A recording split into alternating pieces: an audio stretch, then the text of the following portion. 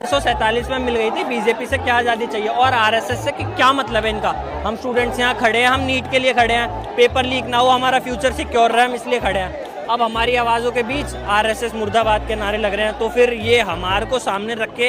ये अपनी रोटियां सेकी जा रही हैं और कुछ नहीं। आज़ादी 1947 में मिल गई थी बीजेपी से। ভাই ককরোচ জনতা পার্টি ঠিক আছে কিছুদিন আগে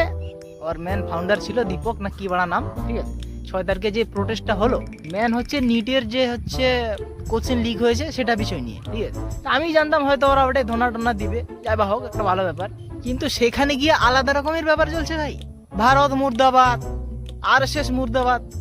ভাই চিন্তা করা যায় মানে এরা হচ্ছে স্টুডেন্টকে সামনে এগিয়ে দিয়ে পিছনে মুদ্রা কিছু ওর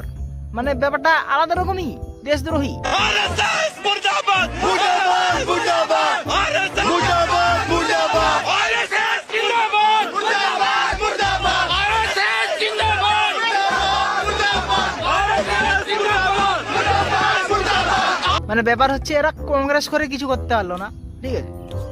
সিপিএম করে কিছু করতে পারলো না মানে এরা চাচ্ছে যে আমাদের যতগুলো ফলোয়ার হয়েছে এই ফলোয়ারের দাবিতে আমরা যা খুশি তাই করে নিব মানে এরকম একটা ব্যাপার অ্যাকচুয়াল যেটা প্রশ্ন নিটের বিষয়টা নিয়ে ঠিক আছে 2-3 জনকে প্রশ্ন করা হচ্ছে ওরা নিটের ফুল ফর্মটাই বলতে পারছে না ভাই नीट का फुल फॉर्म क्या है नेट का फुल फॉर्म नहीं पता नीट का फुल फॉर्म नहीं मालूम नीट का फुल फॉर्म क्या होता है बताओ তো ককরোচ জনতা পার্টিকে আমি একটা কথা বলতে চাই ঠিক আছে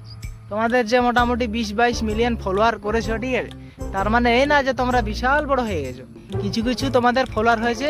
তোমাদের গাঁড় কি ওর মারতে হয় সেই জন্যই যেমনটা আমি